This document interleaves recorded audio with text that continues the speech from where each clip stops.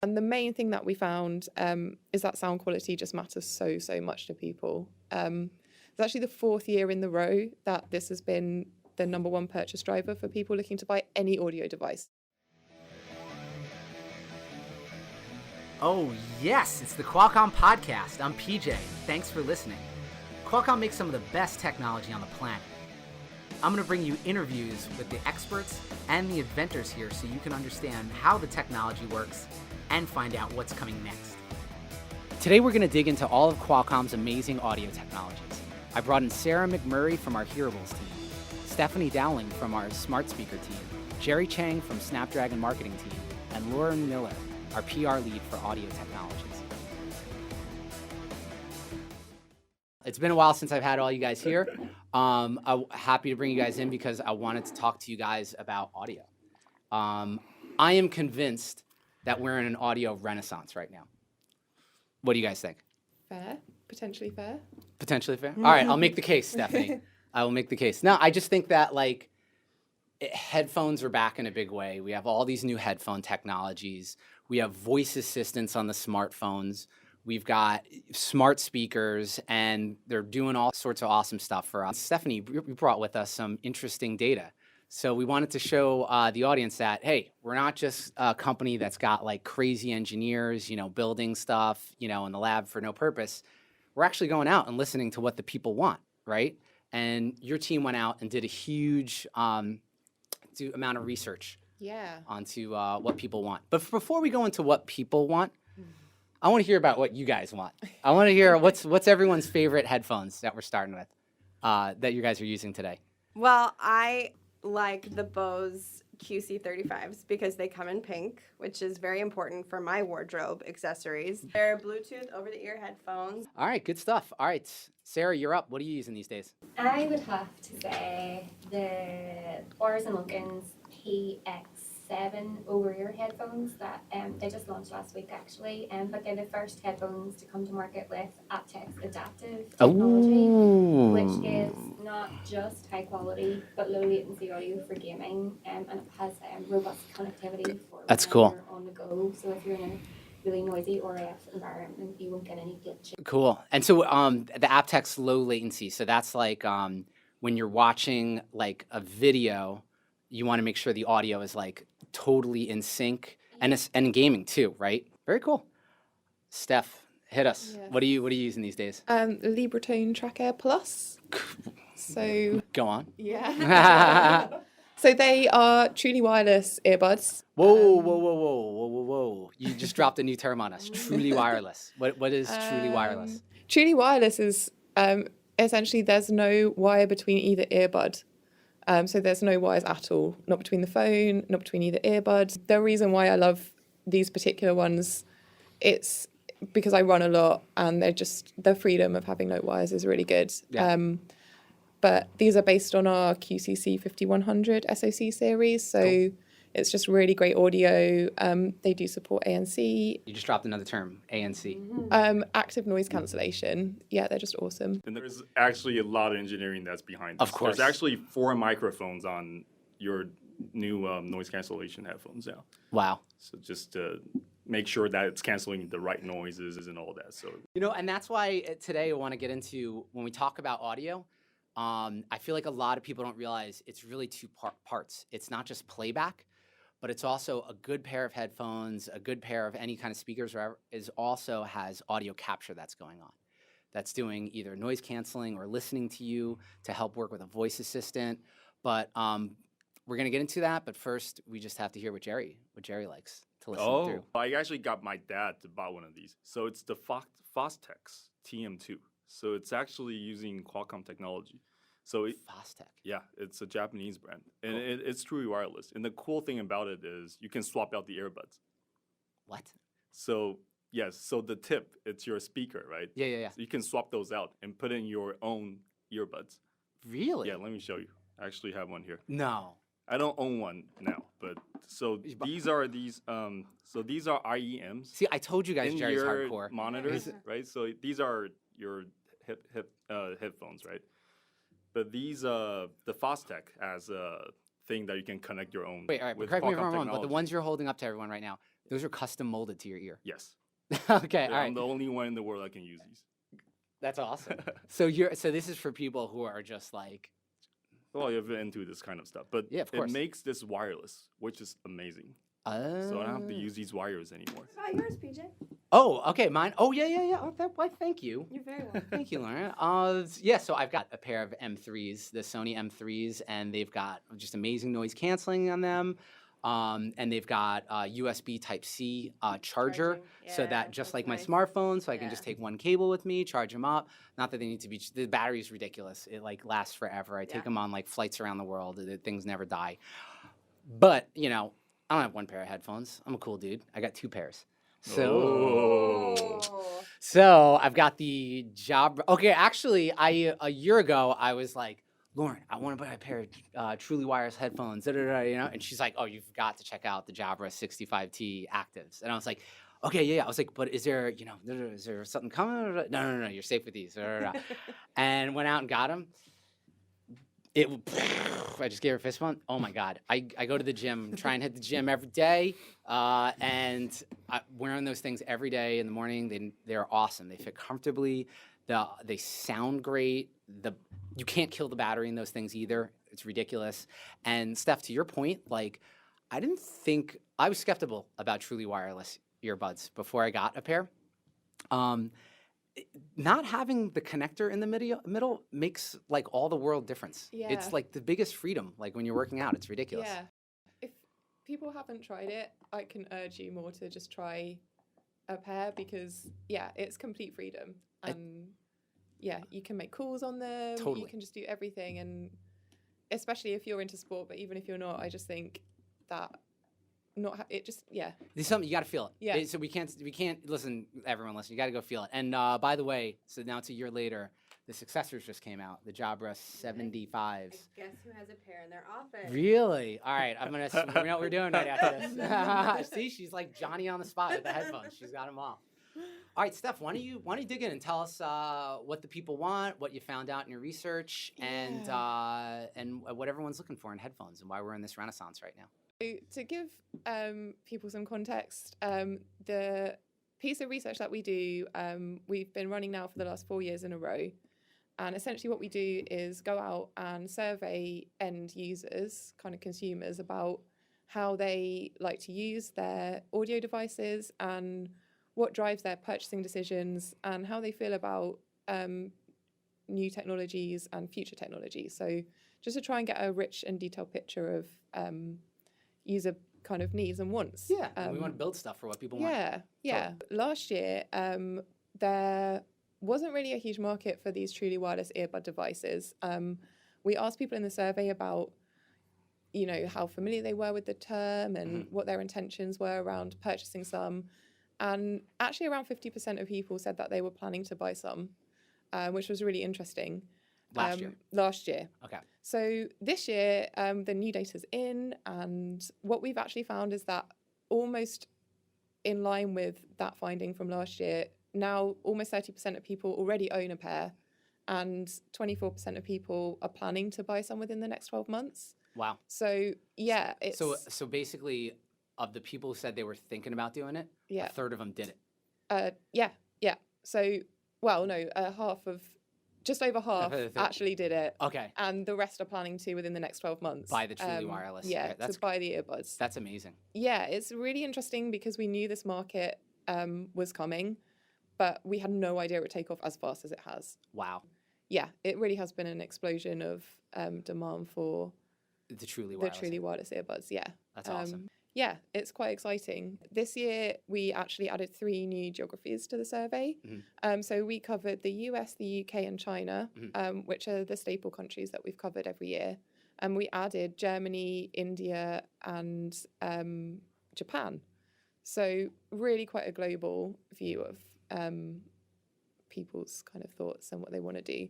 And the main thing that we found is that sound quality just matters so much to people.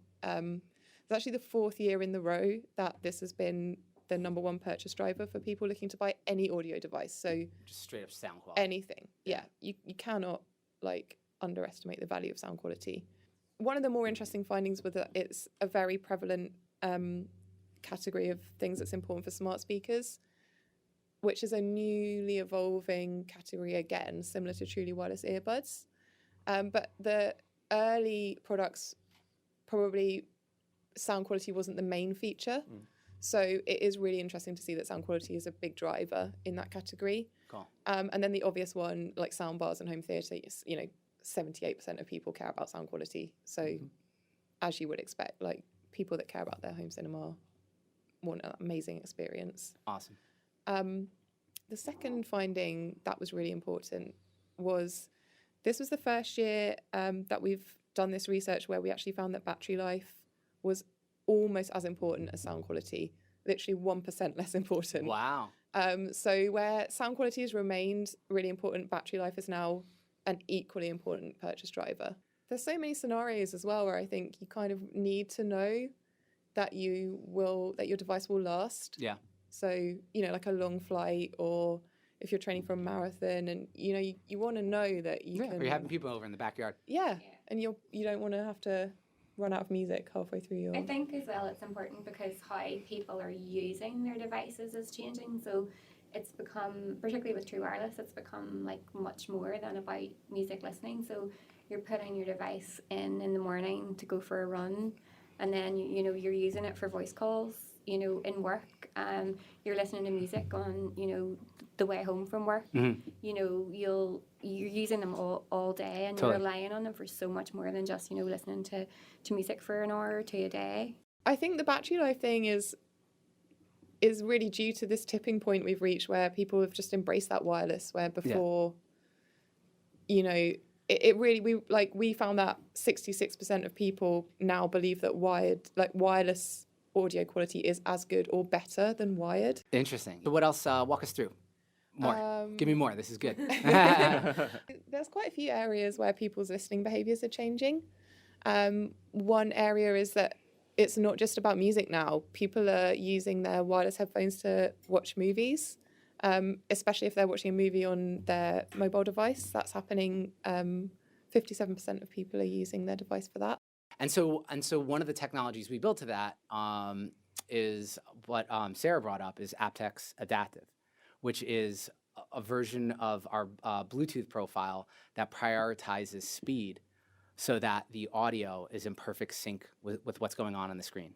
Yeah, that's right. So with aptX was initially used in broadcast and pro audio, and one of the kind of key features of the technology is the low latency, and we find that with aptX Adaptive, our whole kind of rationale for bringing the technology to market is kind of backed up by what we find in the State of Play report that Steph has referenced, is that people kind of do want to replace the wire, and they need a codec that's going to provide much more than just high quality music. So I don't know if you've ever tried to watch a movie with normal headphones that just have standard Bluetooth technology. You get sick. You get sick. Pretty awful. I think I might be wrong about this, but is it correct that aptX Adaptive it's dynamic in that it just senses the content change? Yes, you don't have to go in and adjust it manually? Yeah, it just works. So it dependent on whatever you're using your device for, it just works. So it'll know if you are listening to music or if you're gaming, and it'll adjust the parameters of the codec to give you the best experience for the application, whether it's music or video. And the other thing that it can do, it's quite smart in that it knows if you're in a noisy or RF environment, and it will scale the codec accordingly so that you get the best experience possible without the user having to do anything. So for this year, we actually added something inside our codec, which is called the golden year filter. Give it to us. So golden years, so these are a bunch of just, guys with amazing hearing. And they have to go through a series of tests. I think the whole course is over 2 years or something. Wow. So you have to go through a series of tests. So these guys actually can hear everything. Wow. So prior to this, we built our codecs based on machines, right? So machine spits out the number and tells you your codec is kind of good. Yeah. But it's you're replicating this sound. Exactly. And now we're adding the human element, which is these certified golden years. So we gathered their feedback, and then we added their taste to our codec. That's crazy. Okay, bring us back to the survey here. I guess a good thing to touch on next would be how people's acceptance of voice assistants.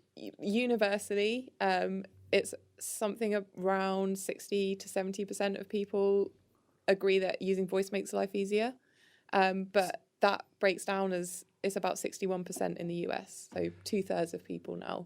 Acceptance of that way of interfacing is quite high now, especially in China and India, where like 85% of people very accepting of voice as a way to interact with their device. That's awesome. I guess since we've been talking a bit about smart speakers, it might be worth just touching on a couple of the evolving use cases for the truly wireless category that we were talking about at the beginning. It's my favorite category. It's it's really exciting. So I've kind of grouped the findings here into more forward-looking and then like what really matters to people right now. So the forward-looking stuff is really interesting because I think you can really start to see where this category might actually start to improve lives for the better. So one of the things which I think aptX Adaptive is kind of starting to deliver is this idea of context awareness. So the earbud is going to potentially have some more flexibility in terms of how it senses the user's surroundings and then takes some actions to improve their experience. So that might be if you go into a crowded bar and it dials back the background noise but focuses you in on the person you're talking to so you can really hear what they're saying. Or if it hears a siren in the background, it's just going to tell you you're listening to really loud music and you're walking down the street and it hears a siren, it might say, watch out on your right, you know. So there Gives might be you a hazard. Superman ears. That's That's wow. pretty cool. I actually have a friend he's deaf in one ear, not completely, but very badly. And it does cause him kind of social anxiety sometimes if you're like at a big table with a big group and he can't hear the person. So something like this, just being able to have a device that's pretty discreet, but he can just then like participate and just like hear everything in the room. Absolutely. So we found... I'm starting to be convinced that like we're all going to be wearing truly wireless headphones just going forward. Well, when we were talking about voice, you know, it's a lot of these earbud devices are starting to have voice assistance, even if they're button push activation. Yeah. So something in your ear that can tell you updates on your schedule, you know, warn you of hazards, dynamically affects your listening experience of noise around you. It was someone like in our team gave me the example of someone being in a subway station in Tokyo and having true wireless headphones in and seeing kind of information in Japanese and having it like knowing that like it being so contextually aware that it knew kind of, you know, it knows where you are and it gives you the like directions in English in your ear, you know, when you can't read the Japanese. So wow. Yeah, things like that where it could really help improve your everyday experiences. Real-time translation is going to happen sooner than later. So with AI, with all these headphones that you're wearing every day, and the cloud and 5G combining everything together, there's no language barrier.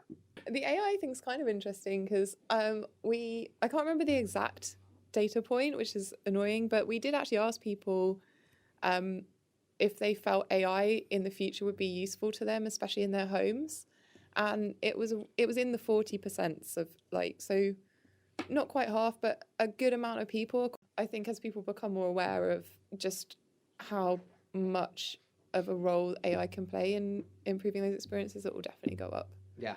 And one thing that was quite interesting talking about the voice and the speakers again was that our findings suggest that when it comes to being like a feature differentiator in smart speakers, voice is not really a differentiator. It's just expected to be there, which makes total sense. But in every other category of audio, it's a differentiating feature. So having a headphones with a voice assistant on is like an added feature, right? It's a great new add. But for a smart speaker, the things that are going to differentiate in that category, it's actually the opposite. It's the sound quality, it's the added value features, it's the networking, it's that portability. People want like 12 hours of portability now. Those are the things that are going to change the smart speaker category moving forward. where voice assistance is now fundamental, critical, but expected as standard, not a differentiator. Wow. So that was quite an interesting kind of Mindset viewpoint shift. to Yeah, mindset understand. shift. Yeah, so yeah, it's just fascinating how these, especially smart speakers and truly wireless earbuds, these two kind of infant markets are just suddenly reaching tipping points. It's quite interesting to see. Yeah, absolutely. And I think you were telling me that people would actually buy a different phone if it came with a pair of truly wireless headphones. Is that what you guys found? Yeah. That's bonkers. Yeah.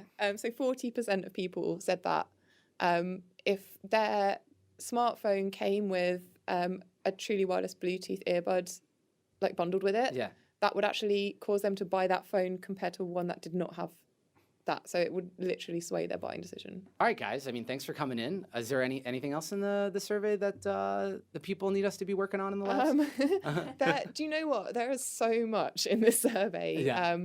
But I think we've definitely touched on the key things this time. So yeah. That's awesome. That's awesome. So if our readers want to learn more about our audio technologies, they can go to our website. You can actually download. So I've written up a white paper on this report, which can be downloaded online. So if you want to check that out, it's on Qualcomm.com. And it's called the State of Play Survey 2019. Awesome. Check it out. All right. We'll be sure to check it out. Thanks for listening to the Qualcomm Podcast. And if you haven't already subscribed to our podcast, you can do so via SoundCloud, Apple Podcasts, and Google Podcasts. And by the way, my friends from legal really want you to know that references to Qualcomm may be Qualcomm Incorporated, Qualcomm Technologies, Inc., and/or its subsidiaries.